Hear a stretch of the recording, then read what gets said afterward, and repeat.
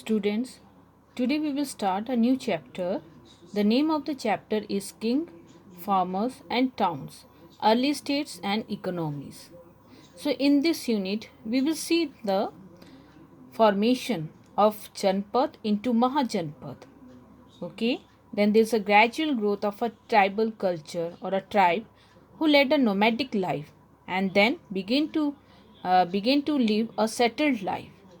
Okay, then expansion of agriculture and which give boost to the trade and give rise to the growth of the urban center. So come to the topic. Here you can see that the development between 1900 BC and 600 BC.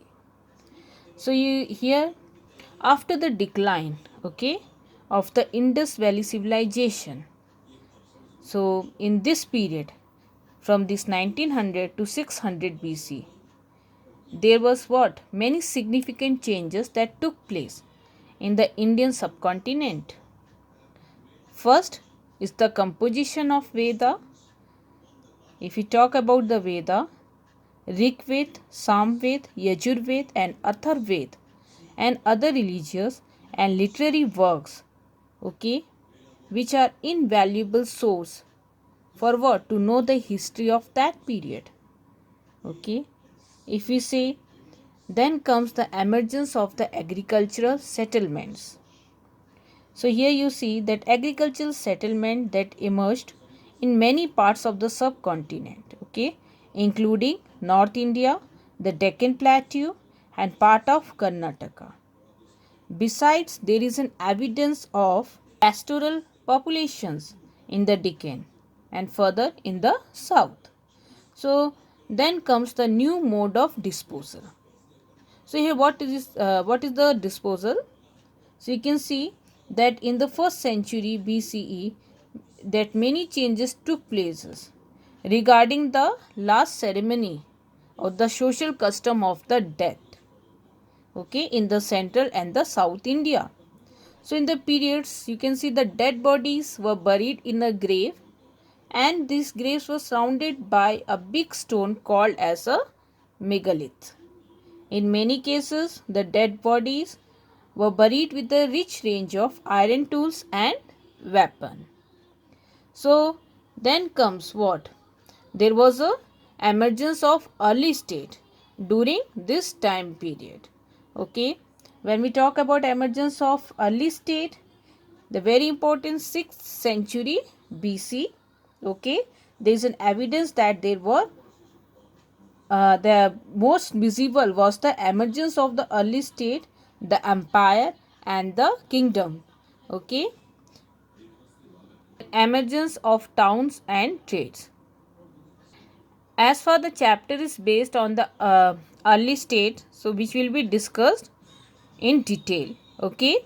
Then when we talk at the emergences or emergences of these towns and trades, so you can see here the several new urban centers were developed, okay, as trade flourished under big kingdoms like Ujjain, Takshila, Swarnagiri, okay. Then comes of emergence of new religion. So apart from Hinduism, so this was the time period for the emergence of Buddhism and Jainism. Okay, the ruler led to the propagation too far of places. As we can take the example of Ashoka, he sent his daughter and son to Sri Lanka to spread Buddhism. Then comes the emergence of the new communities. So advancement of agriculture that led to the emergence of or led to the rise of the different communities here, like Gahapati, because from a nomadic life to a settled life, okay, they start living, they need a community and the community was held by Gahapati, okay, Velar. Then you can see some this new community as Ujhavar and Adimai were being formed during this period, okay. Then you can see the script were deciphered. So here during this period the scripts were deciphered, okay, which were used in inscription and coins. So the Rig Veda was one of the most important texts of India and was written during this time. Okay, then comes our ranges of sources here. So historians are able to understand this period due to the availability of the ranges of the sources. Here the sources are the inscriptions, the coin, the visual material. Although limitations are there to study the inscriptions, but still they provide useful information. So here comes a question that explain the development in different part of India after the end of the Harappan civilization. So if we are talking about the development, there would be some reason behind that. Okay, so here comes what were the causes of the rise of the early state or Janpad. Okay, so here I have mentioned some points. So we will go through this point. As we have seen, okay, in the previous lesson, our study of the Harappa civilization, which was based entirely on what? Archaeological sources, as the writing or script has not so far been deciphered. Okay, the Harappa lived in cities, you know very well, and they were well organized trade and craft activities. However, around 1900 BC, the cities begins to decline. A number of rural settlement appeared afterward. Okay, around the same time, we find that archaeological evidences of the arrival of the new people known as the Aryans or the Indo-Aryans, okay, on the outskirts of the Harappa region. Then the Rig Veda gives us an idea of the geographical extent or the expanse of these Aryans. They were confined to the area known as Sapt Sindhu, okay, or Sapt Sandhab, the land of the seven rivers. Okay, if we talk about the modern day eastern Afghanistan, Punjab, both of India and Pakistan, and the part of the western UP. So the Rig Veda mentioned the following river. Here is the Kuba, Kabul. In the modern times, Kurmu, Kurram, and the Gomti, Gomal. Okay, the Sindhu, Indus. Okay, and its five tributaries, which are Jhelum, which was called Vitsata, Chenab, Askini, Ravi, Paurushni, Byas, Bipas, and Satluj, Satudhari. So then we see the later period. They witnessed the further expansion of the Aryan from Sub-Sandhav to the Rajasthan, eastern UP, and northern Bihar. Okay. So what was the reason for the expansion? Was the use of the iron. That was very important.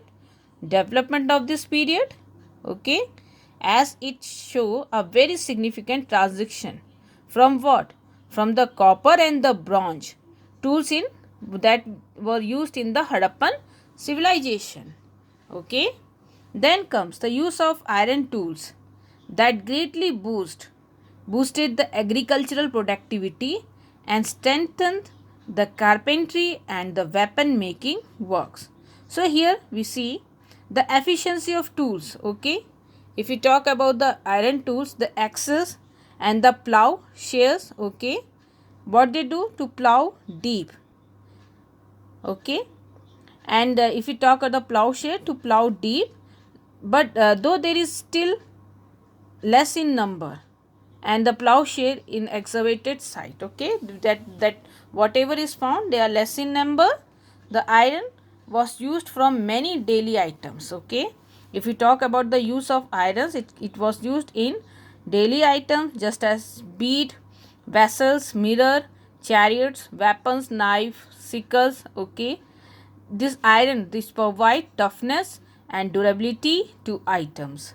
So most importantly, new tools of iron, okay, that help in what? To clear the forest and bring new area under cultivation.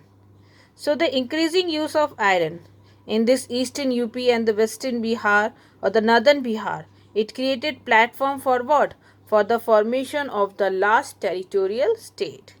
So the use of new agricultural tools and implement that led to the surplus productions enabled the people to be self-sufficient and remain to stay on their land.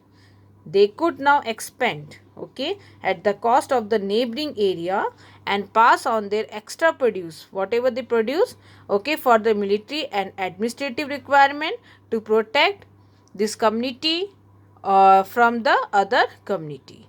This led to the rise of last state with town as the center of their activities, okay. So during the Vedic period, the people were not attached to any particular geographical area or region because they led a nomadic life, okay, wandering in search of what? Food from one place to another. While the passage of time, now people developed ways and means to earn source of livelihood, not only by depending on the forces of nature, but also by practicing agriculture, okay, and engaging themselves in the production of food. So this was the time, okay, when they learned to call a particular surrounding as their own.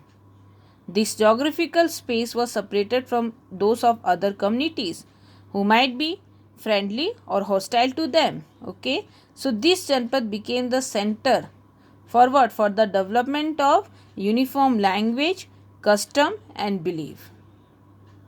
So in the later Vedic phase, the members of the Jan, okay, or the clan, they took up agriculture and began to live a settled life. This agriculture settlement came to be known as Janpad. So here the Kuru and the Panchal Janpads located around Delhi and Upper UP were named after the Kshatriya ancestor, okay. The agricultural expansion led to the growth of the population also, and this agricultural surplus was made available. Then money economy had excelled the barter system. This led to the what?